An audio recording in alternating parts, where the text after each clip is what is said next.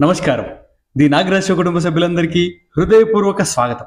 ఈ రోజు నేను ఎంచుకున్న పద్యం మామూలుగా ఉండదు, బీభత్సంగా ఉంటుంది. ఈ రోజు మీరు పద్యం విన్న తర్వాత, కథ విన్న తర్వాత, అరే భలే ఉందే ఈ పద్యం ఈ కథ అని మిమ్మల్ని ఆలోచనలో పడేసే, ఉక్కిరి బిక్కిరి చేసే పద్యం మరియు కథ. ఇది నేను చెప్పడం కాదు, వీడియో మొత్తం అయ్యాక ఈ అంశం నేటి సమాజానికి ఎంత అవసరమో మీరే చెప్తారు. కామెంట్ బాక్స్లో తప్పకుండా మీ అభిప్రాయాన్ని రాస్తారు. అలా మిమ్మల్ని ప్రేరేపించేలా ఉంటుంది. ఈ పద్యాన్ని అమెరికా అధ్యక్షుల వారు ట్రంప్ గారికి తప్పకుండా వినిపించాలి. ఎందుకంటే ఒక అనలైజ్ ప్రకారం ఆయన పదవిలోకి వచ్చిన నాటి నుంచి నేటి వరకు 30,000 పైబడి రాంగ్ స్టేట్మెంట్లు ఇచ్చాడంట.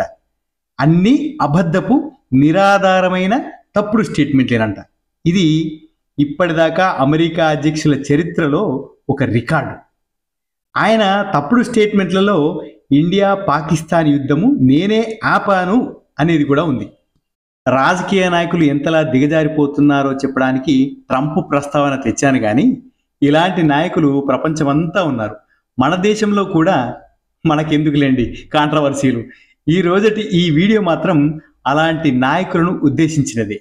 కాబట్టి వీడియో శాంతం చూసి మీ అభిప్రాయం తెలపడం మాత్రం మరవకండి. అలాగే మీ లైక్ చాలా ముఖ్యం సుమండి. ఎందుకంటే ఇలాంటి అరుదైన మంచి వీడియోలు చాలామంది చూడాలి అంటే మీ లైకులే వాటికి ప్రోత్సాహాన్ని అందిస్తాయి. కాబట్టి ప్లీజ్ ఒక్క లైక్ కొట్టండి. ముందుగా పద్యం చెప్పను, కథ చెబుతాను. ఎందుకంటే కథ చెప్పి పద్యం చెప్తే పద్యం విలువ మరింత పెరుగుతుంది, అందుకోసమే. కాబట్టి ముందుగా కథ వినిద్దాం. ఒకసారి ఒక గురువు ఆయన శిష్యుడు ఒక నగరాన్ని చేరుకుంటారు. ఆ నగరంలో ఒక విచిత్రమైన పద్ధతి ఉంటుంది. అక్కడ బంగారం నుంచి కూరగాయల వరకు ప్రతి వస్తువు ఖరీదు ఒకటే. అంటే అన్నింటి ధర ఒకటే అన్నమాట. ఒకే ఒక్క మాడ. అప్పట్లో ఆ విలువల్ని మాడ అని కొలిచేవారు. ఆ నగరం పేరు అంధేరి నగరం. దానిని పాలించే రాజు పేరు గణనాయకుడు. చౌకగా దొరుకుతున్నాయని శిష్యుడు ఆనందపడి అక్కడే ఉండిపోవాలని నిర్ణయించుకున్నాడు. కానీ గురువు విచక్షణ లేని ఈ ప్రదేశంలో ఉండడం ప్రమాదకరం. ఇక్కడ విలువకు అపాయానికి తేడా లేదు, ఎప్పుడైనా ముప్పు రావచ్చు అని శిష్యుణ్ణి హెచ్చరించి గురువుగారు అక్కడి నుంచి వెళ్ళిపోతారు. కొంతకాలానికి ఆ నగరంలో ఒక గోడ కూలిపోయి ఒక దొంగ చనిపోతాడు. రాజుగారి దగ్గరికి విచారణకు వస్తుంది ఈ కేసు. రాజు గోడ కట్టిన మేస్త్రిని పిలిపిస్తాడు. మేస్త్రి, రాజా నా తప్పేమి లేదు, సున్నం కలిపిన వాడు నీళ్లు ఎక్కువగా పోశాడు, అందుకే గోడ బలహీనపడింది అంటాడు.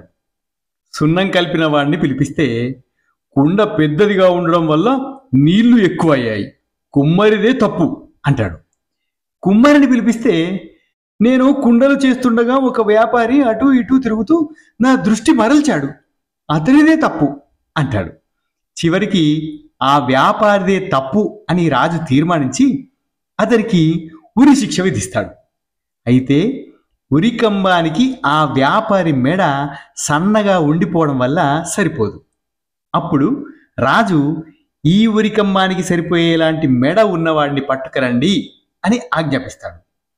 ఇప్పుడు ఇదివరకు మనం చెప్పుకున్నటువంటి గురు శిష్యులలో శిష్యుడు ఉంటాడు కదా, చౌక తిండి తిని బలిసినటువంటి ఆ శిష్యుడు రాజభట్లకు దొరుకుతాడు. శిష్యుడిని ఉరి తీయబోయే సమయంలో గురువు తన దివ్య దృష్టితో విషయం తెలుసుకొని అక్కడికి వస్తాడు. ఆయన ఒక ఉపాయం పన్ని, రాజా ఈరోజు చాలా పవిత్రమైన ముహూర్తం, ఇప్పుడు ఎవరైతే ఉరి తీయబడతారో వారు నేరుగా స్వర్గానికి వెళ్తారు అని చెబుతాడు. ఆ మూర్ఖపు రాజు అలా అయితే ఆ అదృష్టం నాకే దక్కాలి అని తానే స్వయంగా ఉరికంబం ఎక్కి ప్రాణాలు విడుస్తాడు. ఆ తర్వాత ఆ రాజ్య ప్రజలు గురువునే తమ రాజుగా ఉండమని కోరతారు. ఇది కథ. ఇప్పుడు మనం వేమన గారి పద్యాన్ని విందాం. ఈ కథ మొత్తం మీకు అర్థమైంది అనుకుంటాను. పద్యంలోకి వెళ్ళిపోదాం. పద్యం అద్భుతంగా ఉంది. ప్రభువు కోతి అయిన బ్రగ్గడ పందియవు, సైనికుండు పక్కి సేన పసులు. ప్రభువు కోతి అయిన బ్రగ్గడ పందియవు, సైనికుండు పక్కి సేన పసులు. ఏనుగు లస్వము లెలుకలు పిల్లులు, విశ్వదాభిరామ వినురవేమ. ఏనుగులశ్వములెలుకలు పిల్లులు విశ్వదాభిరామ వినురవేమ. ఈ పద్యం యొక్క భావాన్ని మీకు సూక్ష్మంగా తెలియపరుస్తాను. యోగి వేమన ఒక రాజ్యంలోని పాలన గురించి అద్భుతంగా ఈ పద్యంలో వర్ణించారు. యథా రాజా తథా ప్రజ అనేది ఈ పద్యానికి వర్తిస్తుంది. రాజు ఎలా ఉంటాడో ప్రజలు పరిపాలన అలానే ఉంటాయి అనే భావం ఈ పద్యానికి వర్తిస్తుంది. ఇదే సూత్రాన్ని ఈ పద్యం స్పష్టం చేస్తుంది. ఒక రాజ్యానికి రాజు లేదా నాయకుడు కోతి లాంటి వాడైతే, అంటే కోతి స్వభావం ఎలాంటిది? చపల చిత్తం, విచక్షణారాహిత్యంగా ఉండడం, అవివేకంతో ఉండడం కోతి యొక్క లక్షణాలు. అలాంటి లక్షణాలు ఉన్న నాయకుడు ఒక రాజ్యానికి రాజైతే అతని కింద పనిచేసే ప్రధాని, అంటే ఇక్కడ వేమన గారు ప్రగ్గడ అన్నారు, ప్రధాని పంది లాంటి వాడవుతాడు. అంటే పంది గుణం ఎలా ఉంటుంది? నీచమైన బుద్ధి, స్వార్థమైన బుద్ధి కలిగి పంది ఉంటుంది. పంది లక్షణాలు అవి. అట్లాగే ప్రధాని కూడా అలాగే ఉంటాడు. సైనికులు పక్షుల్లాగా ఉంటారు. అంటే పక్షి యొక్క లక్షణాలు ఎట్లా అంటే నిలకడగ లేకుండా, ధైర్యం లేకుండా ఉండడం. అట్లాగే మొత్తం సైన్యము పశువుల మందలాగా, అంటే క్రమశిక్షణారాహిత్యంతో, క్రమశిక్షణ లేకుండా, వ్యూహం లేకుండా తయారవుతారు. ఇక రాజ్యానికి బలాన్ని, వైభవాన్ని చేకూర్చే ఏనుగులు, గుర్రాలు కూడా చివరకు ఎలుకలు, పిల్లుల్లాగా తయారవుతాయి. అంటే పనికి మాలినవిగా, బలహీనంగా మారిపోతాయన్నమాట. నాయకుడి లక్షణాలే అతని పరిపాలనలో ప్రతిబింబిస్తాయి. నాయకుడు బలహీనుడు, అవినీతిపరుడైతే వ్యవస్థ మొత్తం కుళ్ళిపోతుంది. పద్య భావానికి సరిపడేటటువంటి కాశీ మజిలీ కథ, అంధేరి నగర కథ మనం మొదట విని ఉన్నాం కదా. ముందుగా మీకు కథ చెప్పడానికి కారణం ఇదే. రాజు యొక్క లక్షణాలు కోతి లాంటివైతే ప్రధాని పంది లాంటి వాడవుతాడు. సైనికులు పక్షులు లాంటి వారవుతారు. సైన్యము పశువుల మందలా తయారవుతుంది. ఏనుగులు, గుర్రాలు, ఎలుకలు, పిల్లులాగా తయారవుతాయి. ఈ కథలోని గణనాయకుడు పద్యంలోని కోతి లాంటి ప్రభువుకు సరైన ఉదాహరణ. మంచి, చెడు, విలువలేనిది అనే విచక్షణ అతనికి లేదు. అందుకనే నగరంలో అన్ని వస్తువులకు ఒకే ధర పెట్టాడు. పంది లాంటి ప్రగ్గడ, అంటే మంత్రులు, ఉద్యోగులు. రాజు మూర్ఖుడు కావడంతో అతని ఉద్యోగులు కూడా ఆలోచన లేకుండా ప్రవర్తించారు. ఉరికంబానికి సరిపోయే వ్యక్తిని తీసుకురమ్మనగానే నిరపరాధి అయిన శిష్యుడిని పట్టుకొచ్చారు. న్యాయాన్ని ఆలోచించకుండా పై అధికారి చెప్పింది గుడ్డిగా చేశారు. పనికి మారిన వ్యవస్థ. ఈ కథలోని న్యాయ వ్యవస్థ పద్యంలో చెప్పినట్లుగా ఏనుగులు, గుర్రాలు, ఎలుకలు, పిల్లులుగా మారినట్లు బలహీనంగా, హాస్యాస్పదంగా ఉంది. అసలు నేరస్తుడిని వదిలేసి సంబంధం లేని వారికి శిక్ష విధించే స్థాయికి దిగజారింది. నాయకుడి అవివేకం మొత్తం రాజ్యాన్ని ఎలా నాశనం చేస్తుందో ఈ కథ, పద్యం రెండూ స్పష్టం చేస్తున్నాయి. రాజుకు విచక్షణ లేకపోవడం వల్ల నగరంలో ఏ వస్తువుకు సరైన విలువ లేదు.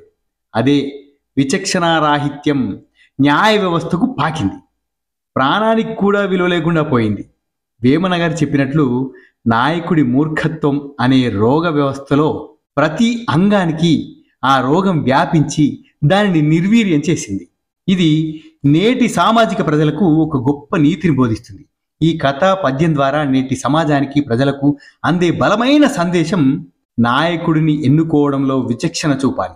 నేటి ప్రజాస్వామ్య వ్యవస్థలో మనమే నాయకులను ఎన్నుకుంటున్నాం. కేవలం మాటలు, తాత్కాలిక ప్రలోభాలకు లొంగిపోయి విచక్షణ లేని స్వార్థపరులైన, అవివేకులైన నాయకులను ఎన్నుకుంటే మన సమాజం కూడా అంధేరి నగరిలా తయారవుతుంది. అక్కడ చదువుకు, సంస్కారానికి విలువ ఉండదు. అవినీతి, అన్యాయం రాజ్యమేల్తాయి. ప్రతి వ్యవస్థ నిర్వీర్యమైపోతుంది. కాబట్టి ప్రజలు తమ నాయకుడిలో నిజాయితీ, విజ్ఞత, దూరదృష్టి, ప్రజల పట్ల నిబద్ధత వంటి లక్షణాలు ఉన్నాయో లేదో గమనించి ఓటు వేయాలి. లేకపోతే అంధేరి నగర్లోని శిష్యుడిలాగా నాయకుల తప్పులకు సామాన్య ప్రజలు బలవుతారు. ఆదర్శవంతమైన నాయకుడు ఎలా ఉండాలో తెలుసుకుందాం. విచక్షణ జ్ఞానం. నాయకుడు తప్పులను, మంచి చెడులను, విలువైనది, విలువలేనిది అనే తేడాలను స్పష్టంగా గ్రహించగలగాలి. ప్రతిదానికి ఒకే కులమానం అనేది పనికిరాదు.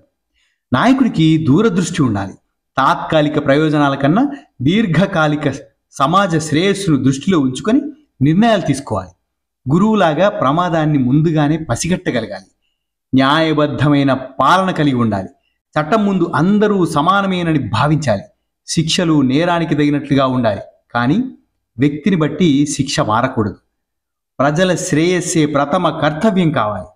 నాయకుడి ప్రతి ఆలోచన, ప్రతి చర్య ప్రజల సంక్షేమం కోసమే అయి ఉండాలి. అంధేర నగరి రాజుల స్వర్గం కోసం సొంత ప్రాణాలు తీసుకునేంత స్వార్థం రాజుకు ఉండకూడదు. యోగ్యతకు ప్రాధాన్యతనివ్వాలి. తన కింద పనిచేసే మంత్రులను, అధికారులను వారి యోగ్యత, తెలివితేటల ఆధారంగా నియమించుకోవాలి. అప్పుడే పరిపాలన సక్రమంగా ఉంటుంది, ప్రామాణికత పెరుగుతుంది. నాయకుడు తాను ఏ విలువను ప్రజలలో చూడాలనుకుంటాడో ముందుగా వాటిని తాను పాటించాలి. అప్పుడే వేమన గారు చెప్పినట్లు రాజు ఉత్తముడైతే పరిపాలన, ప్రజలు కూడా ఉత్తమంగా ఉంటారు. ఈ సూత్రాలు కేవలం దేశాన్ని పాలించే నాయకులకే కాదు, ఒక సంస్థకు, ఒక కుటుంబానికి, చివరికి తనను తాను నడిపించుకునే ప్రతి వ్యక్తికి వర్తిస్తాయి. ఎందుకంటే సరైన నాయకత్వం లేనిదే ఏ వ్యవస్థ మనుగడ సాగించలేదు. కాబట్టి ప్రభువు కోతి అయిన బ్రగ్గడ పందియవు, సైనికుండు పక్కి సేన పసులు, ఏనుగు లశ్వము లెలుకలు పిల్లులు, విశ్వదాభిరామ విడురవేమా. కాబట్టి వేమన గారు చెప్పినటువంటి ఈ పద్యాన్ని మన మనోఫలకంపై ముద్రించుకొని నేటి అత్యుత్తమ సమాజ నిర్మాణానికి మనం పాటుపడాలి అని నేను ఆశిస్తున్నాను. మీ అందరికీ నేను చెప్పినటువంటి ఈ పద్యము, దాని భావము, దానికి అనుసంధానించుకొని చెప్పినటువంటి కథ మీకు కానీ నచ్చితే తప్పకుండా ఒక లైక్ చేసి, కొత్తగా వచ్చిన వారైతే సబ్స్క్రైబ్ చేసుకొని ఇలాంటి అద్భుతమైన మంచి విషయాలు 10 మందికి చేరే విధంగా మన వీడియోని షేర్ చేస్తానని హృదయపూర్వకంగా కోరుకుంటున్నాను. ఇలాంటి అద్భుతమైన మరొక వీడియోతో, మరొక వేమన గారి పద్యంతో, మరొక అద్భుతమైన కథతో మీ ముందుకు వస్తాను. అంతవరకు ధన్యోస్మి. శుభం భూయాత్.